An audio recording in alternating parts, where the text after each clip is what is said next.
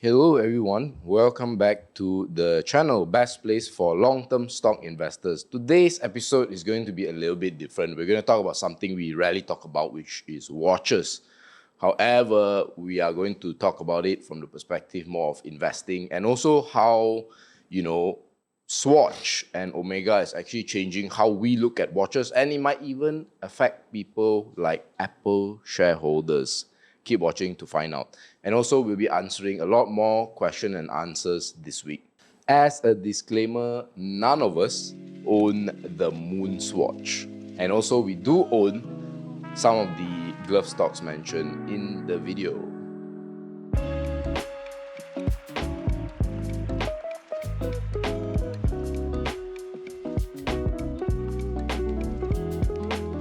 If you are interested in building a 6 to 7 figure stock portfolio, then you need to check out our free training, link in the description and comments.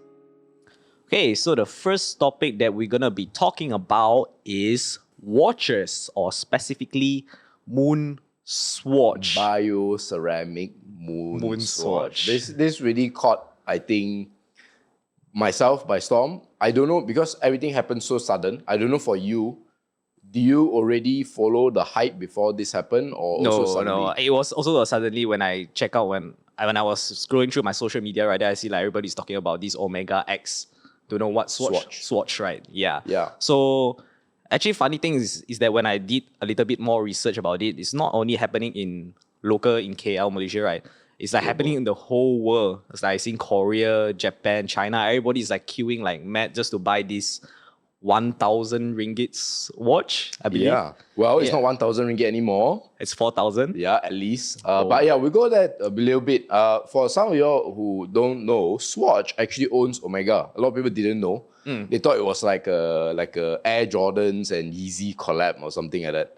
Now, I know some of y'all are wondering like why are we talking about this? How this is related to investing? We'll share a bit later on. But what happened is that they had this very it's not limited edition, so the word on the street is that they will actually release more of these watches before, but it's actually a bit of a risk taking, by Omega. Omega is always known to be a watch that is very classy, and then James Bond, right? So why is it that the James Bond watch suddenly now has so many different colors, right?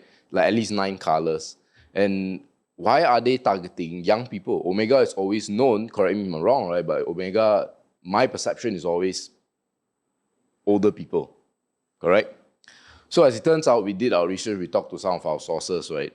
This is actually a very bold move by Omega, right, and Swatch, that they actually want to plant the seed of how good Omega can be into young people. So they want 20-year-olds to start buying. Right. So that in the future, when they do have more money and all that, then they'll start buying the big daddy Omega watches. Correct me if I'm wrong. Yes. The reason why you say it Omega used to target those senior kind of people, right, is because their watches is very expensive, is it? Yes, I believe it's around 20,000 range, right? Correct. So the fact that they actually pull down the price to as low as like 1K is to lower the barriers of entry for more younger people to buy Omega, and hence to like basically just make name for Omega among the younger generation. Exactly, and exactly your last point is correct, because if you ask most people before this event, what is Omega? Yeah, actually I also don't know. They don't know, but do they know the iPhone watch? Oh, good chance they know, right? Yep. So actually, the whole this is such a huge marketing success. In fact, based on our sources, there were certain royal members. We will not mention who, but there were certain royal members who actually requested for this watch, and they couldn't get it. It was out of stock. Can you imagine even royalties cannot get this? Okay. Now, why this is important is because what they're trying to do is they're trying to onboard the crowd earlier to hook and again plant the seed in the minds of young people. Omega is the watch. Omega is like supreme. Yeah. Okay. Got it. So it leaves an impression, right? All this is so memorable. If you watch in Thailand, if you watch in Taiwan, they were going crazy. It was some Korea. Malaysia was quite civilized, actually, if you watch the videos online. Why this is important is because essentially what they are trying to fight are actually the smart watch guys. They're trying to combat. They're saying, look, all these young people, they're not excited about buying a watch, you know. And again, I supposed to liken it to like Rolls Royce. Rolls Royce used to be a car for 55-year-olds. Now 35-year-olds are buying. And so they drew inspiration from that. I don't know whether they drew inspiration from that, but certainly some of the inspiration was drawn that now Omega should be something like that. So how this is relevant is more to any companies that are doing smartwatches. They're trying to compete and trying to grab, and you can see it's such a successful campaign. Now, what was interesting is that the minute it got released, there were only 218 watches in KL. I think in New York it was like only 100, right? But in KL there were 218 watches, and there was thousands over people lining up. And in fact, the store owners themselves didn't know how many they were going to get. Wow. So they don't want to leak. Because let's say if they leak out, right, there's only 218. Yeah. Then everybody come, then if the group of people say, oh, there's only 200-300 people there, let's just go back. So you don't get the same volume and hype and marketing energy, right? So anyway, once the 1K was bought, immediately almost, right, in the secondary market, there were people bidding for 10 times the value.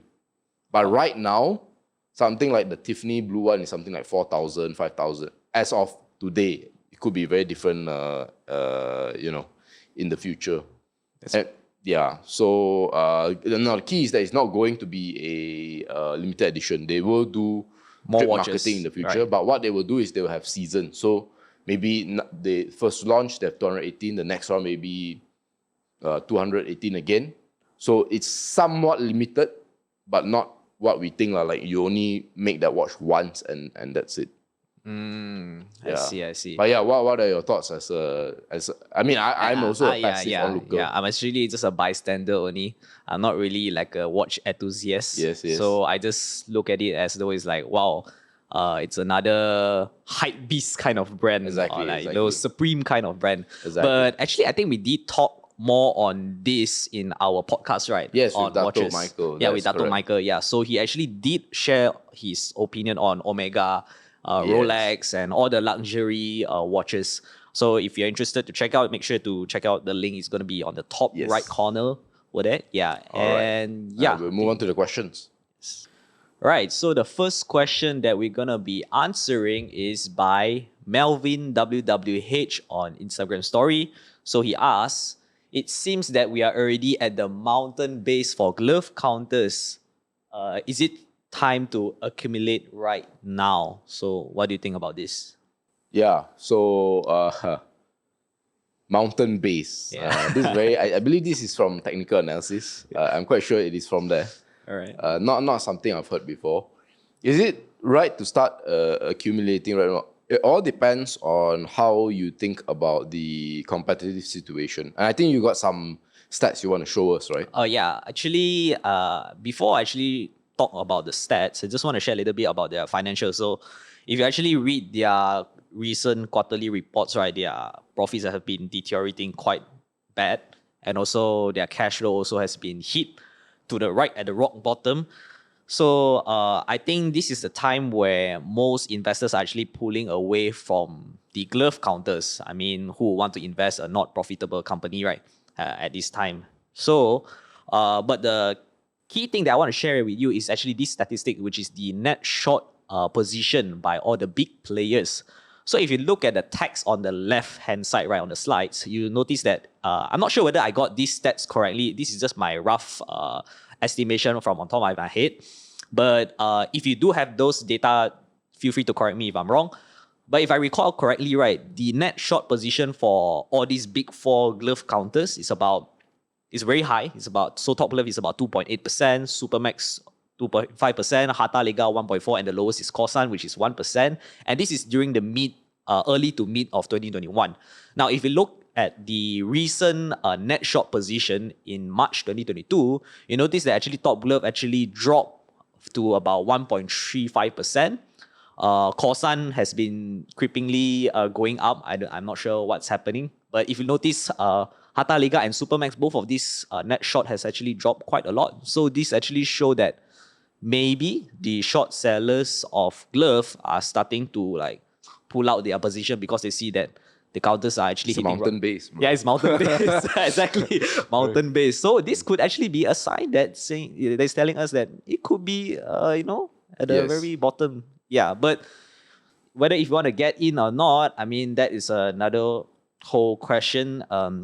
Not financial advice, but do you think the glove industry will grow in the future? Is there a product can actually replace glove or can actually snatch market share from all these glove products? And also, one thing you need to take note that is the competitors. Are they actually still aggressively expanding their production, which in turn would also affect the average selling price of the gloves? Yeah. Yeah, so that's true. Do you have more slides? I remember you. Yes, actually, another one that I want to share with you is this very famous company used to be word of the mouth, the China's biggest glove manufacturer that is going to overtake Top Gloves production. So this company, I mean, if you guys have been paying attention to the media, it's called Inco. So Inco used to be a company that has been very hoo-ha about their production capacity. They have been like pushing and selling their company on the news. They're saying that we're going to be the number 1 glove manufacturer in the world. We're going to take over Top Glove. But after that news, right, then we didn't really hear any anything about from them already. And on top of that, other than their share price actually dropping more than, I don't know, like 70 to 80%, another thing to take note about Inco is that if you pay attention to the director of this company, which is Fang Li Liu, he's, I think I didn't add this statistic, but he used to own about 33% of the company back in early 2021. And after the news that he actually made, Inco actually disclosed that they're going to become the number 1 glove manufacturer in the world, he actually reduced his position from 33% to 9.5%. Nice. Yeah, so he's in a way that trying to liquidate all of his position, knowing maybe he knows something that it is not sustainable. So he's trying to remove his position, or maybe he has other interests to pursue, like what all those corporate, personal interests. Yeah, personal interests, like how they say things. But if you look at the recent stats, right, his position actually also reduced quite a bit, about 1.9%. Nearly 2%. Yeah, nearly 2%. And if you take a look back in 2021, right, the free float rate for this company is around 99.1%. That's crazy. Yeah, it's like 100% retailers are trading this company only. But now it's like 61%. I mean, I'm not sure. It's still big. It's still quite big. But then to me, this actually shows a sign that the China players are not being serious into making the glove big in their country. Yeah. Yeah, but anyways, what do you think about this? No, I think this is right. I have no special insight into how the competitive landscape will evolve. I do know one thing. There is a good chance that a lot of the predictions that China will essentially flood the market, or that I don't think that's necessarily true, because a lot of these companies in China came into the industry in a not so rational way, right? They spend a lot of money and then they make claims like replacing Top Glove and all that, as if it's that easy to replace Top Glove. So when you've got a situation like that, you can expect that a lot of the promises to be scaled back by quite a bit. So what this means is that the competitive situation won't be as commoditized as people think that it is, right? That said, you cannot ignore that fact. So just building on your points later on, if you're a glove investor, what you need to take note of is maybe 3 to 4, maybe 5 factors. The first is, to re-emphasize your point, what is the competitive landscape look like, right? Is it as bad as people think that it is? My view is that it's not. It's there. It's harder than pre-pandemic, but how much harder is it? I don't know. But it's not as bad as people think that they are. The second thing will be ASP, which is linked to the competitive landscape. We know eventually things will normalize. That's one. The third thing is that the industry as a whole is growing. However, you still need to look at the mode. So for example, right, certain industries like the solar industry is pretty high growth. But a lot of companies don't actually do well in the solar industry, especially those that are quite linked to it, rather than those that are supplying specific parts like grey tech and all that, right? Grey tech, yeah, it's solar in a way, but not really, right? They're not, yeah. So they're just selling the equipments. So that's the one. You need to pick the right counters. So the fourth one would be, if you're going to pick the right counters, what do you look at, right? The most important thing at this juncture, because it's not in a I wouldn't say it's in a sunset industry, or it is in a sunset industry where there will be sunrise in the future. You need to be very strict with your criteria, right? You want companies with a lot of cash. And when these companies have a lot of cash, they have a lot of history. They have a history of allocating capital properly. They don't simply spend the money, and they don't pay themselves a big amount and things like that. So if there was a fourth one, a lot of people focus on the ASP, but they should also focus on butadiene prices, which is a big cost component for nitrile gloves specifically. Yeah.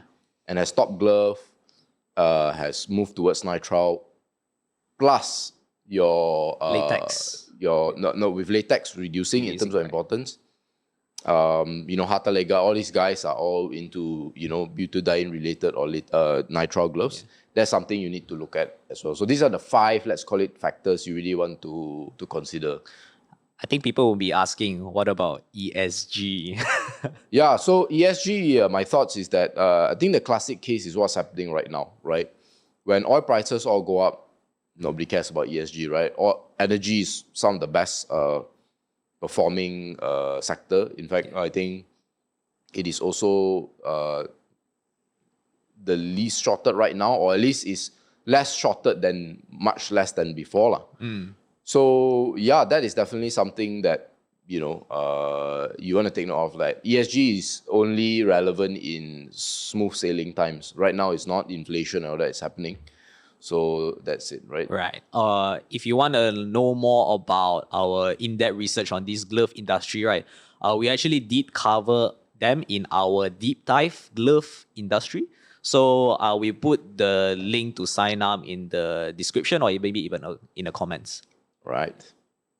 By the way, guys, if you're interested to join our private research team, you actually can do so by sending us your stock analysis.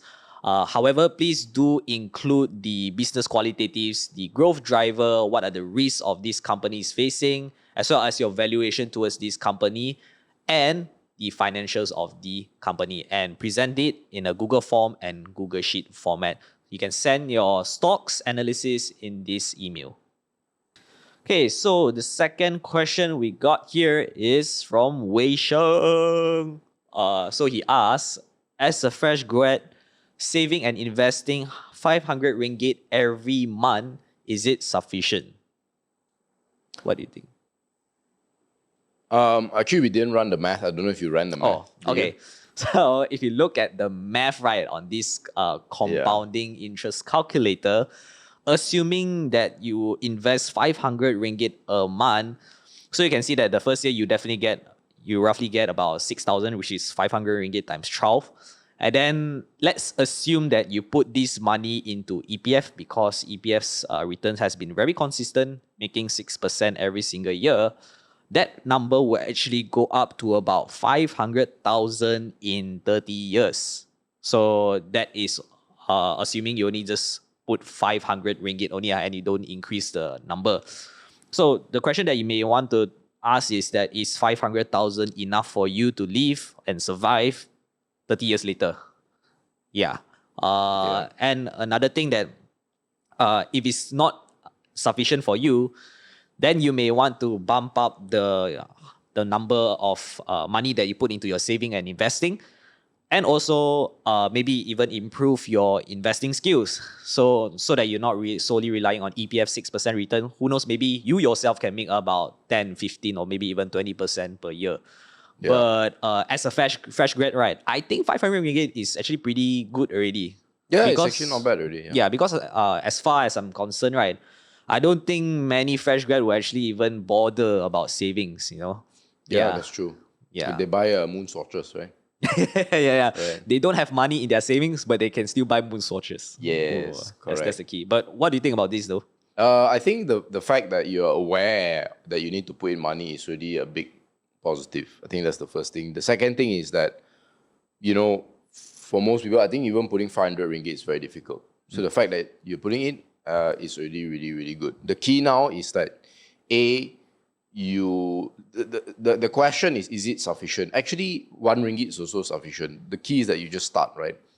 But once you start, then the additional key is that you need to be consistent about it, and you need to think of investing not from an absolute number, investing or saving is not from an absolute number perspective, but as a percentage. So what a lot of people do is that they'll say, okay, you know, I'm going to put X amount every month or that. But as their income increase, they don't increase that amount as well. So if you have a percentage increase, that's a lot better. It's a lot better to say I'm going to put 20% or a quarter of my savings into investing. That is something you need to do. And I've heard this said once before, right? If you eat the same way you did in uni or college, you can't help but be rich, right? And of course, you know, it doesn't mean exactly that if you eat, you know, like Maggi mee or like or just normal, you know, hawker food, let's say, that you're necessarily going to be rich. But the principle is that if you can not only say, right, oh, 20% of my income goes in, but if you maintain your expenses the same way you did 10 years ago, then you can bump that 25 up to 35, 45, 55, 65. Some people are crazy. They can do, you know, even 70% of their income into investments. So that really is the key. Now, why that is also the key, the third key, let's call it, is that the more you put in, the less burden you have for performing in your fund. So even with an 8%, 10% return, which is very possible in the stock market, because you put in so much money,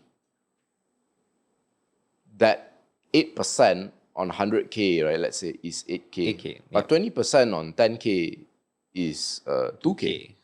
So that is the most important thing. Is yes, of course, you can improve your skills, and you should, right? And if you're interested, you know, check out our link in the description, right, to get on our free masterclass. But if maybe you're someone who don't have the time, or maybe you're not super interested in investing, putting in money consistently and increasingly, not just on a quantum basis, but a percentage basis, I think that's the recipe to not sucking at money. Let me put it that way.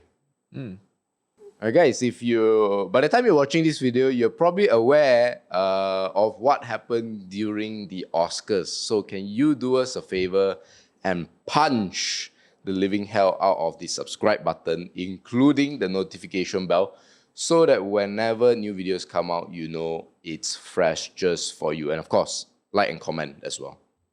Okay, so the last question that we're going to be answering is a question from Yijin. So this is actually about Stashaway. To cut short this whole lengthy explanation that she's asking, basically what she's referring to is that Stashaway is actually currently not making money. She's actually encountering a loss in her portfolio. And she also found out that Stashaway actually did remove some of the investments of their Chinese stocks after buying at a high level. And she's actually worried that should she even continue like holding on her portfolio, or should she like sell it out? But what do you think about this incident? I think the volatility recently is really good to inform new investors, and also big fans of Stashaway, that yes, the data that they put out of, you know, growing your money at 8 to 10%, which I think I alluded to in the previous quick dive as well, is not live stream, sorry, is the returns will be lumpy. is not going to be smooth. Smooth returns come in the form of EPF and fixed deposits. They don't come in the form of a robo-advisor. So that is something you have to be aware of. However, I think what is... but before I move on, actually, you have to be very sure, and it needs to be a long-term bet. You need to have a lot of conviction. And if it spooks you, right? It spooks you, the political events, Russia, commodities, inflation, all these things, then my advice is to actually just not have any investments. I know it's very weird to say this, right? We are an investing channel, but me saying no investments. Because, yes, not investing means inflation eats your money up. But the only thing worse than inflation is a bad investment. And a bad investment is one where, yes, you lose money, but also one where you cannot see yourself being confident and having conviction to hold on when things are tough. So if you have lost faith in the app, for whatever reason, then my advice is just to, get out, right? That said, I think a bigger thing that we would like to address would be the technical side of things for Stashaway's algorithm. So maybe you want to add some on this. Actually, nothing much. But if you look at one of the latest news, or I would say news that is actually a week ago, their robot advisor actually did sell off some funds in their China. I believe it's a China index fund. And funny thing is that the fund actually, the value of their investment actually rebounded back up right after they sold at a loss. Yeah. So that's a sad part to hear about this thing happening in Stashaway. But the thing about Stashaway is that you need to realize this: who actually made Stashaway, who actually made this robo-advisor, is still humans, right? It's still some of these few founders who actually made this robot investing, and it is still, I would say, it's still quite emotional. It's not really like they are investing based on logic. It's very human-like, right? Yeah, it's still very human-like. Right? Yeah, and they are still investing based on whatever events that's happening. So when they see like things like Russian-Ukraine conflict, right, they'll think that as maybe a long-term threat, and so the decision to sell the stock now is actually it makes sense to them, but as an investor for the long term, right, maybe it doesn't make sense to you. So, and right now your fund is actually being played around by this robo-advisor, and maybe you are not really that happy with what they are doing. So if you are that kind of person, my advice is similar to what MJ Riley pointed out, is just move on and maybe even get away from Stashaway. Yeah, I think this is something, for those who don't know, you can check out our Stashaway video that we did. I think it's 25 minutes long. We gave a full breakdown review of what we think the algorithm, what are the strengths and weaknesses. I think what is very clear here is that the parameters for risk, and we don't know exactly what it is, but it is a mixture of, when things are volatile, then they will get out of higher risk areas like emerging markets, which China would be part of that. And I suspect also that beta or volatility is also factored into their risk parameters. So the more volatile something becomes, the higher the risk goes. And so for the portfolios, at least that are not, that have exposure to high volatility areas, then they have to reduce their position. But as an investor, usually it is in high volatility situations that you actually buy more, right? Hold and buy more. And buy more. And it's very weird that they are selling these stocks or whatever assets from China when things have essentially gotten cheaper, right? But it's only cheaper if you believe that the Chinese government, or rather the Chinese government is really interested in securing the future of China. And what's the future of China as a whole, right? If you think that China is going to be good in the next 5 to 10 years, if things dip, especially high quality assets, the right response should be to add more. But if you don't think the future is great, then what they are doing is rational. Yep. So then you as a user of Stashaway, you have to ask yourself, right?